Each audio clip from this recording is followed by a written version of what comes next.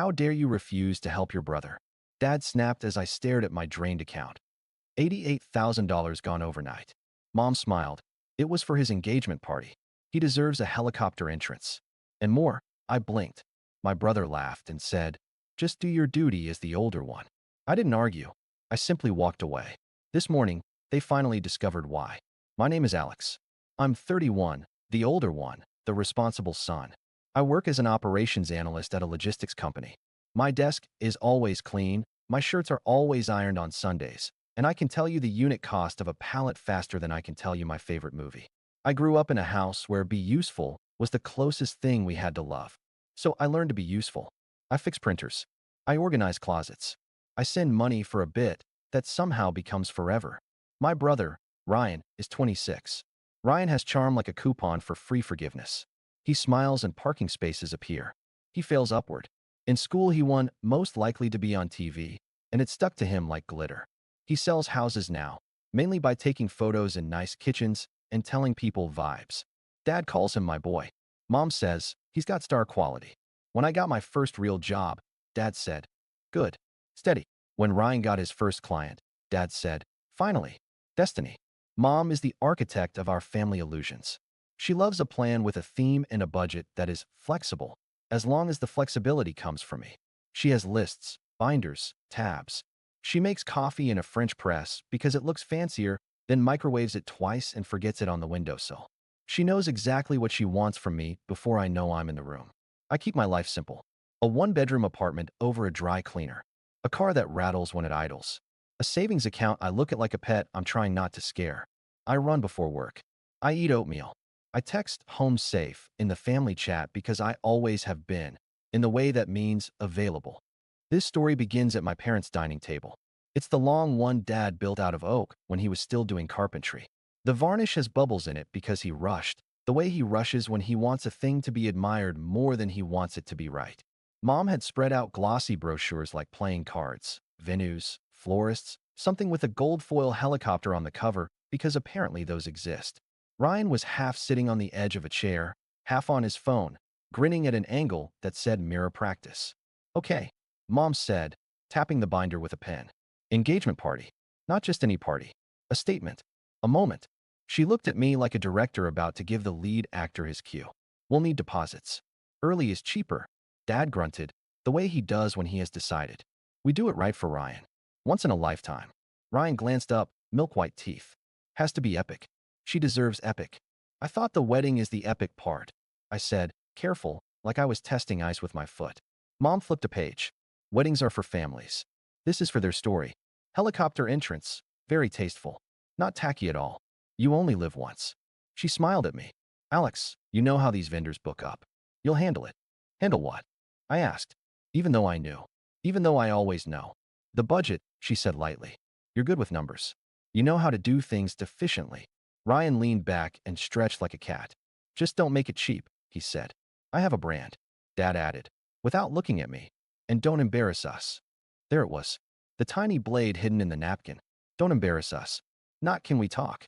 Not what can you do. Just the assumption baked into the air. Older equals sponsor. Responsible equals invisible wallet. I blew on my coffee and watched the steam slide off. "What's the actual number, Mom?" She looked offended, like I had asked how much her love cost. "We'll figure it out." "We always do," Ryan said. "Just do your big brother duty." Like the words were a joke he'd told 100 times, and it always got a laugh. Dad's phone dinged. He ignored it. Eyes on me now. "Don't make this difficult." I felt something small in my chest shift, like a door quietly clicking into a different frame. I wasn't angry. Not yet. Just awake. The room smelled like coffee and dust and a lemon candle trying too hard. I stood to refill my mug. Aunt Denise breezed in from the kitchen with a tray of deviled eggs and a comment that landed with that special family accuracy. "Alex, you know how to be practical," she said. "Your brother knows how to be special." Everyone laughed. I didn't. That was the first trigger. Not the helicopter. Not the binder. Just a sentence that assigned me a role I didn't audition for. I took a sip and said, "Got it." And for once, I meant it in a way they didn't hear. It didn't start with helicopters. It started with birthdays, allowances, and what counted as a good reason. When I turned 12, I wanted a secondhand bike. Dad said, "You pay half, you'll take care of it." I mowed lawns. I raked leaves. I counted quarters on the kitchen table. When Ryan turned 12, he wanted a drone. Boys need toys, Dad said, and bought the newest model. When it broke because Ryan flew it into the maple, Dad said, we'll get it fixed. When my bike got a flat, Dad said, patch kits in the garage. Be a man. Money was a language we spoke without anyone teaching us grammar. Ryan asked, money came. I asked, money became a lesson. I don't hate that. I learned to work. But there's a way lessons cut when they only go one direction. At 17, I worked nights at the grocery store and saved tips in a jar labeled college. The jar sat on the top shelf in my closet. One weekend in July, it moved to the kitchen counter. Just for a minute, Mom said. We need to pay the gas bill before it doubles. We'll put it back, Dad said. They did, over 3 months, minus a little, because things come up. The jar learned about evaporation. At 20, Ryan borrowed my car for a date and came back with the bumper zipped to the undercarriage with a bungee cord. Long story, he said, shrugging. Dad told me, be proud your brother's dating a nice girl. I paid the $412 to fix it because pride doesn't make a safe left turn. At 23, when I graduated and got the logistics job, Mom threw a cookout. Aunt Denise hugged me and whispered, we always knew you'd be useful. Like it was a prophecy fulfilled. The next week, Dad called. We're switching the phone plan to a family plan. It'll save money. It saved theirs. I added my card just to set it up and never got it back. When I brought it up 6 months later, Mom said, it's hard to pick a good moment with everything going on. When isn't there something going on?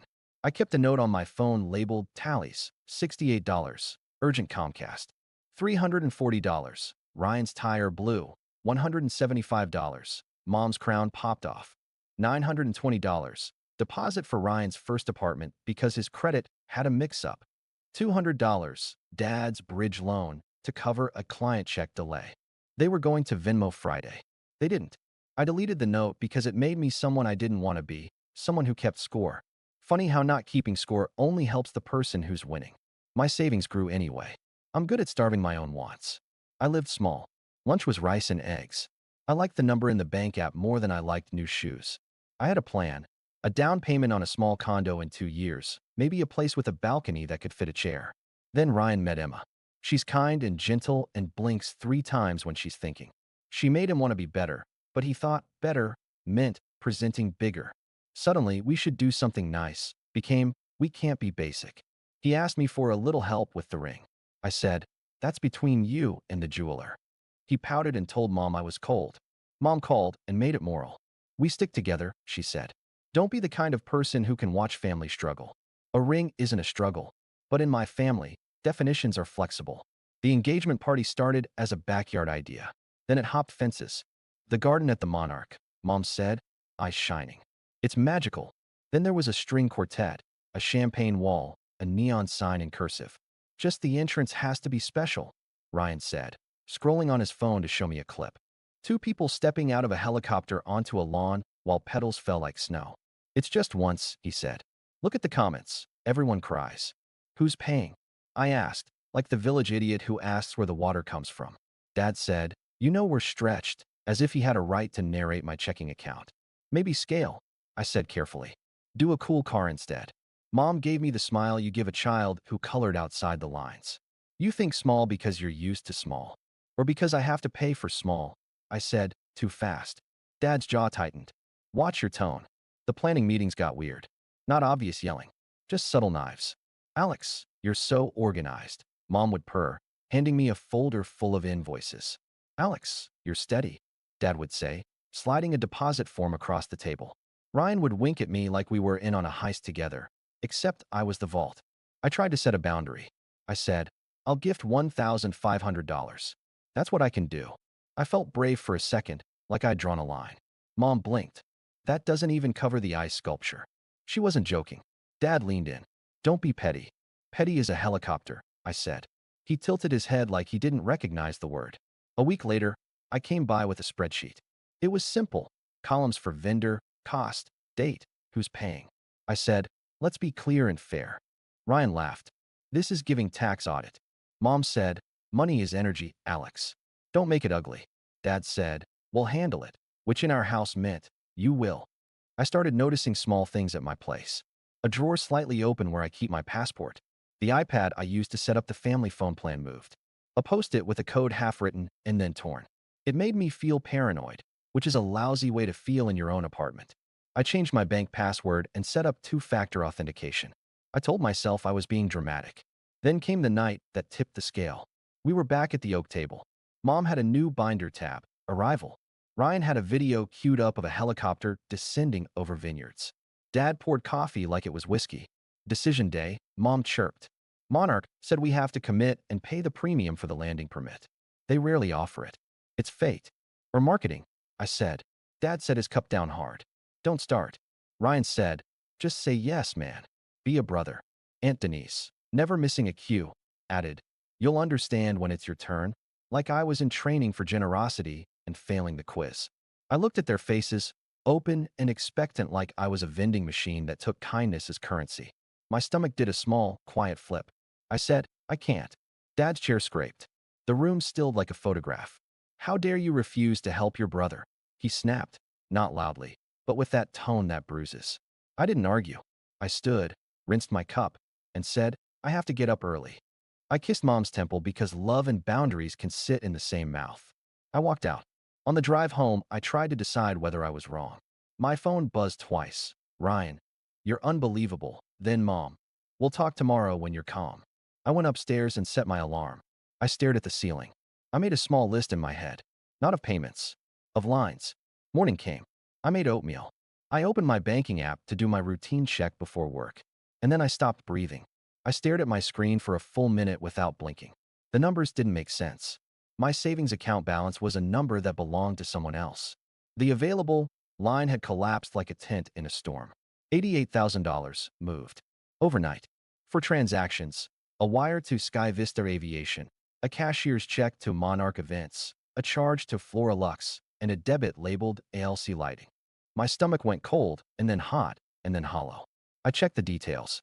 The wire had been initiated at 1:42 a.m. The cashier's check purchased at 8:57 p.m. at a branch across town. The florist deposit hit at 10:13 p.m. My phone had been on my nightstand. My card hadn't left my wallet. The app showed verified by passcode.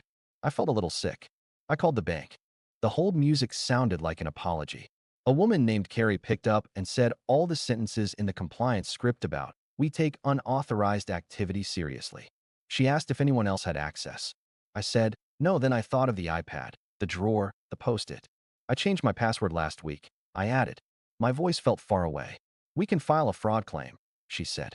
We'll freeze your card and stop further transactions. She paused.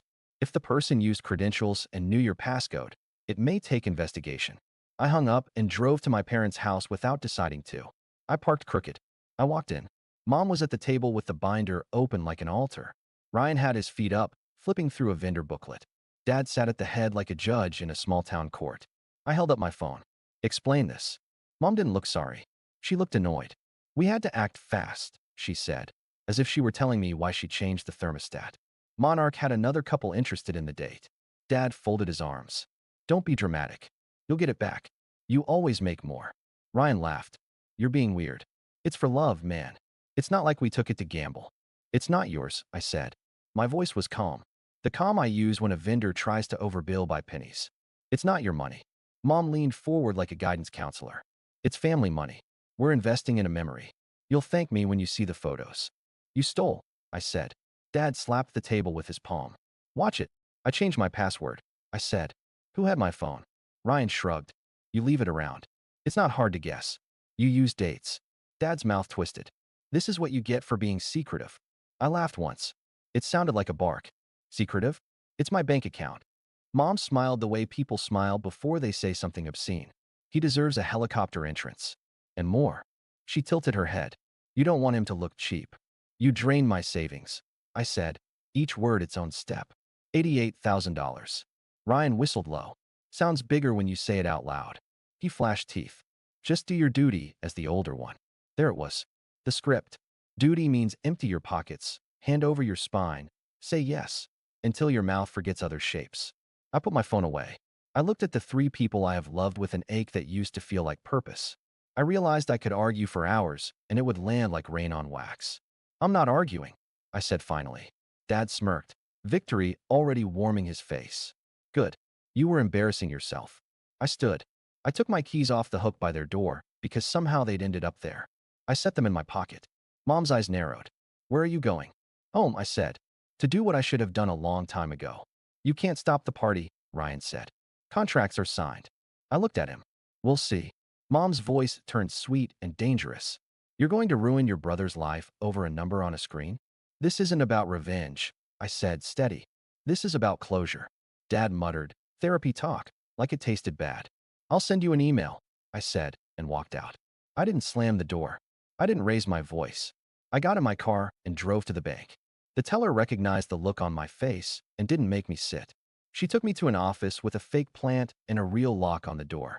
I told my story once slow. She listened like a human being. She clicked keys. We're freezing the account, she said. The wire is pending. The cashier's check can be flagged.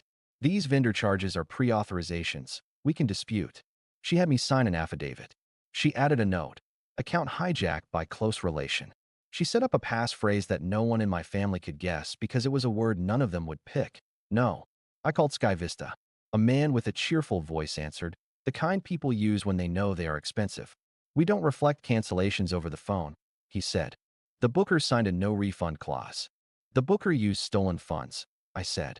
I have a bank fraud case number. If you fly that helicopter, you're participating in a criminal transaction. I gave him the number. I CC'd the bank. I CC'd my new email account I'd created that morning. He went quiet and said someone would call me back. I went to the Monarch. The event coordinator smiled until she saw my face. I told her the same sentence. Unauthorized funds. I showed her the case number. I handed her a printed letter, the kind I never write because I hate drama, stating that any contract signed in my name without my consent would be contested and prosecuted. She looked at the letter like it was hotter than the coffee in her hand and said, "We'll review." I said, "You have 24 hours." I CC'd Monarch's legal team from the email printed on the wall. Then I called my phone provider. "Remove all additional lines from my plan as of today," I said. "Transfer any remaining balances to the individual users." The rep started the script about family savings. "I understand," I said. "Remove them." Click, click. Done. 3 lines went dark. Not revenge. Consequence. At home, I opened my laptop and made a new document titled 90 Days. I wrote, email only. I will not respond to calls/texts. I'll reply to emails within 48 hours. I will not fund any expenses for the engagement/wedding/emergencies that are not hospital/police level. I will gift $1,500 directly to Emma with a note, for what you want. I will not be an authorized user, guarantor, cosigner, or temporary holder for anyone. Twice monthly dinners are available. Public place. 1 hour. Thursdays at 6. I printed it, slid it into a manila folder, and labeled it. What changes today? I slept for the first time in 2 nights. This morning, my phone started vibrating at 7:02 a.m. like it was possessed. 18 missed calls by 7:15. 14 from Dad, 3 from Mom, 1 from Aunt Denise. The group chat turned into an oven. Call me now. What did you do? My phone is off. Monarch says the payment is flagged. Sky Vista emailed saying the FAA permit is halted. I made coffee. At 7:40, someone pounded on my door. Dad. He didn't wait to be let in. He shoved past me, face the color of raw steak. You humiliated us. Mom followed, breathless, hair half done, binder clutched like a child. Ryan came last, in a hoodie and sunglasses like the paparazzi were in my hallway. They canceled the helicopter, he said, as if reporting a death. Do you understand? The helicopter. I set the manila folder on the counter, next to the kettle. Read, I said. Dad slapped it. I'm not reading your little manifestos. Then listen, I said. The bank froze the wire and the check. They flagged the florist and lighting. Sky Vista and Monarch have my fraud case number. Any venue that takes stolen money becomes part of a crime. I will not be your criminal. Mom's eyes went glassy. Stolen? We're family. Family isn't a bank, I said. Ryan pulled off his sunglasses like he wanted me to see his eyes. You ruined the entrance. The fact that he meant it made me weirdly sad. I will never forgive you, he said, like a teenager. I pointed at the list. This is what I will no longer do. This is what I am willing to do. If you want help budgeting, ask respectfully. If you want to talk, email. If there's a hospital emergency, call, and I'll pick up. Everything else is a no. Dad planted himself in my kitchen like a monument. You think you're righteous? You forced our hand. You said no. I said I would gift $1,500. I replied. You took $88,000. It was a loan, Mom tried. You'll make more. You're steady. I'm steady because I don't do this, I said. I'm steady because my yes means yes and my no means no. Ryan started pacing. Emma's parents are going to think we're clowns. I picked up the smaller envelope I'd put inside the folder and handed it to him. This is a check for $1,500. It's made out to Emma, not you. She can use it for flowers, a dress, or a vacation from this circus. He stared at the check like it was a personal insult. This is petty. It's a boundary, I said.